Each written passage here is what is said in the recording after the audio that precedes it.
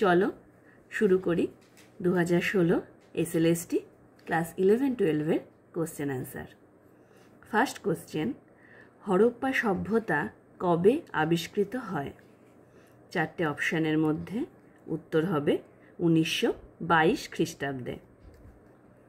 Number 2, Harappa সভ্যতা মানব সভ্যতার বিবর্তনে কোন পর্বের অন্তর্গত? উত্তর তাম্র ব্রোঞ্জ যুগ। হরপ্পা সভ্যতা তাম্র ব্রোঞ্জ যুগের সভ্যতা। 3 নাম্বার কোশ্চেন, কোন দুটি মহাজনপদ প্রজাতান্ত্রিক ছিল? কোন দুটি মহাজনপদ প্রজাতান্ত্রিক ছিল? উত্তর ব্রিজি ও মল্ল। 4 নাম্বার কোশ্চেন, ঋগ্বৈদিক যুগে যুদ্ধের দেবতা কে ছিলেন? উত্তর হবে ইন্দ্র। ইন্দ্র ছিলেন ঋগ্বৈদিক যুগে যুদ্ধের দেবতা। প্রথম বৌদ্ধ সঙ্গীতি কোথায় অনুষ্ঠিত হয়? উত্তর হবে রাজগৃহ। 6 নাম্বার কোশ্চেন, জৈন ধর্মে কতজন ধর্মগুরু ছিলেন? উত্তর 24 জন। জৈন ধর্মে 24 জন তীর্থঙ্কর ছিলেন। 7 নম্বর কোশ্চেন, কৌটিল্যের আসল নাম কি? উত্তর বিষ্ণুগুপ্ত। বিষ্ণুগুপ্ত কৌটিল্যের আসল নাম। অর্থশাস্ত্রে রাষ্ট্র পরিচালনায় কটি অঙ্গের কথা বলা হয়েছে? উত্তর হবে 7টি। 7টি অঙ্গের কথা বলা হয়েছে অর্থশাস্ত্রে রাষ্ট্র পরিচালনায়। 9 নম্বর কোশ্চেন, করের বিনিময়ে দৈহিক শ্রম বা বৃষ্টি কাদের উপরে চাপানো হতো? উত্তর শূদ্র ও বৈশ্য কৃষকদের উপর। 10 নম্বর কোশ্চেন, নিম্নলিখিত কোন জুটি সঠিকভাবে মেলানো? 4টে অপশান আছে, পুরুষপুর সাতবাহন, সকলা ইন্ডো গ্রিক, প্রতিষ্ঠান শুঙ্গ এবং পাটলিপুত্র শক। উত্তর হবে সকলা ইন্ডো গ্রিক। 11 নম্বর কোশ্চেন, গুপ্তযুগে বহুল পরিমাণ স্বর্ণমুদ্রার প্রচলন কি ইঙ্গিত দেয়? উত্তর বৈদেশিক বাণিজ্যের সুবাদে প্রচুর সোনার আগমন। বৈদেশিক বাণিজ্যের কারণে প্রচুর সোনার আগমন। পরের কোশ্চেন, কোশ্চেন 12, কোন পাল রাজাকে উত্তরাপথস্বামী বলা হয়? মনে রাখবে, পাল রাজা ধর্মপালকে উত্তরাপথস্বামী বলা হয়।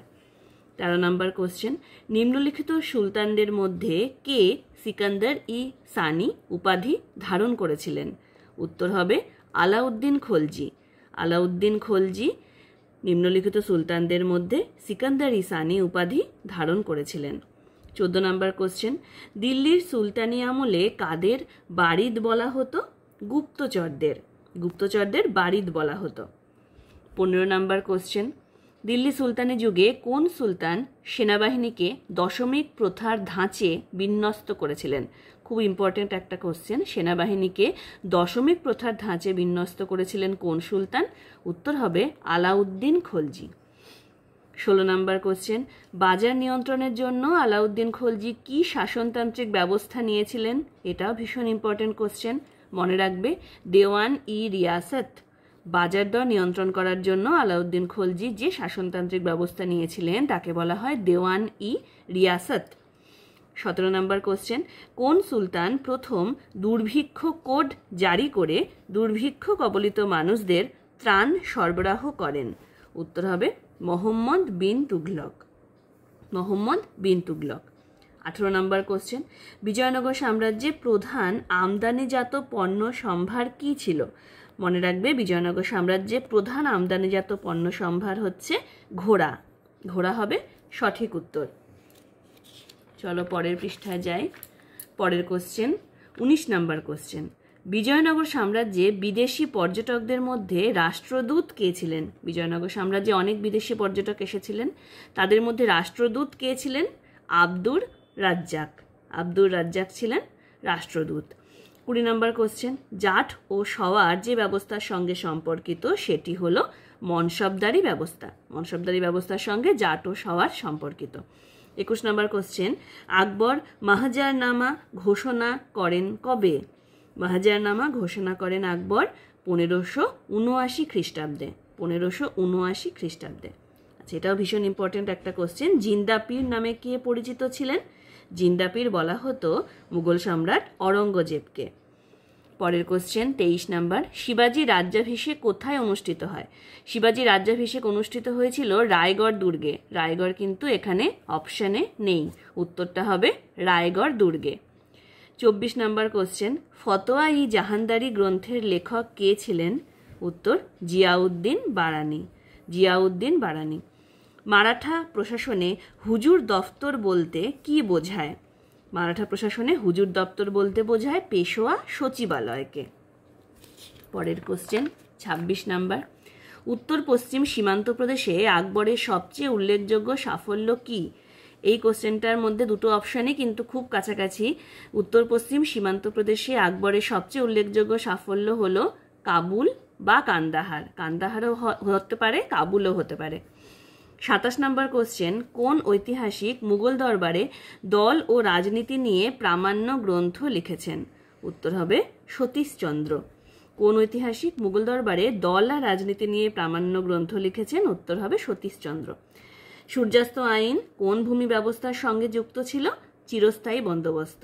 চিরস্থায়ী বন্দোবস্তের সঙ্গে সূর্যাস্ত আইন যুক্ত ছিল। সৈয়দ ভ্রাতৃদ্বয় কোন মুঘল সম্রাটের রাজত্বকালে প্রভাবশালী হন? উত্তর হবে ফারুকশিয়র।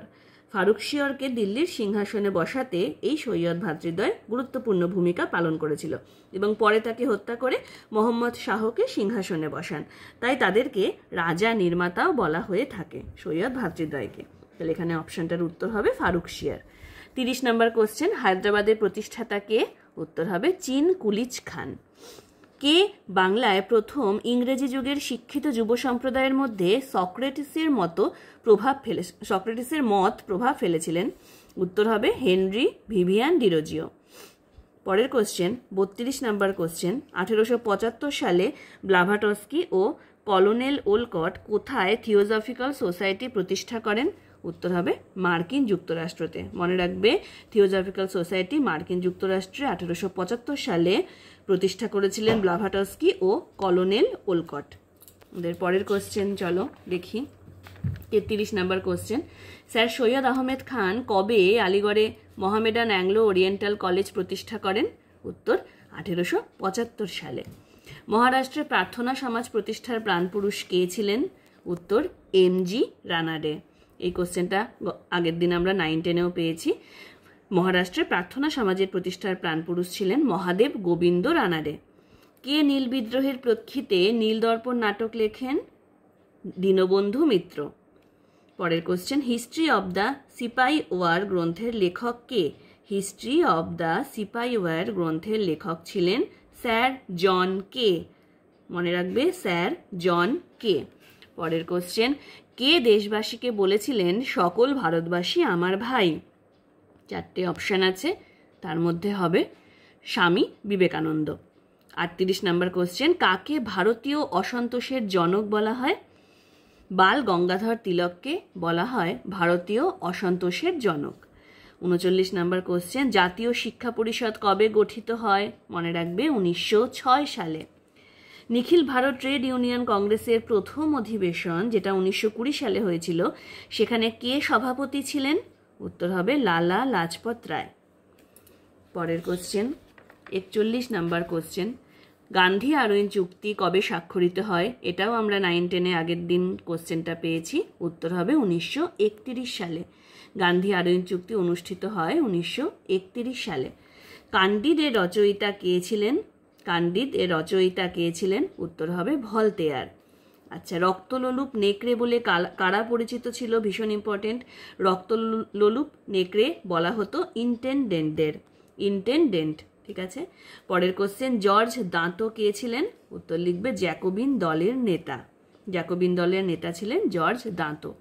পরের কোশ্চেন, নেপোলিয়ান কোন রাষ্ট্রের বিরুদ্ধে ট্রাফালগার যুদ্ধে জড়িত হন? উত্তর হবে ইংল্যান্ড। নেপোলিয়ান ইংল্যান্ডের বিরুদ্ধে ট্রাফালগার যুদ্ধে জড়িত হন। কে কূটনীতি রাজপুত্র নামে পরিচিত? উত্তর হবে মেটার্নিক। মেটার্নিক কূটনীতি রাজপুত্র নামে পরিচিত। জোলভেরাইন ছিল কি ধরনের সংস্থা? উত্তর লিখবে জার্মান শুল্ক সংঘ। এটি একটি শুল্ক সংঘ। জার্মান শুল্ক সংঘকে বলা হতো জোলভেরাইন। পরের কোশ্চেন 48 নাম্বার কোশ্চেন, বিপ্লবের বছর কোনটি? এটাও খুব ইম্পর্ট্যান্ট একটা কোশ্চেন। উত্তর হবে 1848 খ্রিস্টাব্দকে বলা হয় বিপ্লবের বছর। লুই ব্লাঙ্কি কী ধরনের চিন্তাবিদ ছিলেন? তিনি ছিলেন সমাজতন্ত্রী। লুই ব্লাঙ্কি ছিলেন সমাজতন্ত্রী চিন্তাবিদ। 50 নাম্বার কোশ্চেন, কঙ্গো নিম্নলিখিত কোন দেশের উপনিবেশ ছিল? উত্তর হবে বেলজিয়াম। কঙ্গো বেলজিয়ামের উপনিবেশ ছিল। 51 নম্বর কোশ্চেন, স্টেট অ্যান্ড রিভলিউশন গ্রন্থের লেখক কে? স্টেট অ্যান্ড রিভলিউশন গ্রন্থের লেখক হলেন VI লেনিন। 52 নম্বর কোশ্চেন, র্যাপালো চুক্তি কোন দুটি দেশের মধ্যে সম্পাদিত হয়? উত্তর হবে রাশিয়া ও জার্মানি। জাতিসংঘের জনক কাকে বলা হয়? উত্তর উড্রো উইলসন। উড্রো উইলসনকে বলা হয় জাতিসংঘের জনক। রোম বার্লিন টোকিও চুক্তি কবে সম্পাদিত হয়? লিখবে উত্তর 1940 খ্রিস্টাব্দের 27শে সেপ্টেম্বর। 1940 খ্রিস্টাব্দের 27শে সেপ্টেম্বর রোম বার্লিন টোকিও চুক্তি সম্পাদিত হয়। আবার অনেক জায়গায় লেখা আছে 1937 সালেও রোম বার্লিন টোকিও চুক্তি সম্পাদিত হয়েছিল। আচ্ছা, লাস্ট কোশ্চেন, মিউনিক চুক্তি সম্পাদনে কোন ব্রিটিশ প্রধানমন্ত্রী মুখ্য ভূমিকা নিয়েছিলেন? মনে রাখবে, মিউনিক চুক্তি সম্পাদনে কোন ব্রিটিশ প্রধানমন্ত্রী মুখ্য ভূমিকা নিয়েছিলেন? তিনি হলেন Neville Chamberlain. Neville Chamberlain Munich চুক্তি সম্পাদনে গুরুত্বপূর্ণ ভূমিকা নিয়েছিলেন। আচ্ছা, আজকে তাহলে এখানেই শেষ হলো 2016 11-12 কোশ্চেন অ্যান্সার। আবার তাহলে তোমাদের সঙ্গে দেখা হবে আমার পরের ভিডিওতে। আজকের মতো এখানেই শেষ করছি। আশা করি তোমরা খুব উপকৃত হবে। আমার পরের ভিডিওতে অবশ্যই চলে এসো।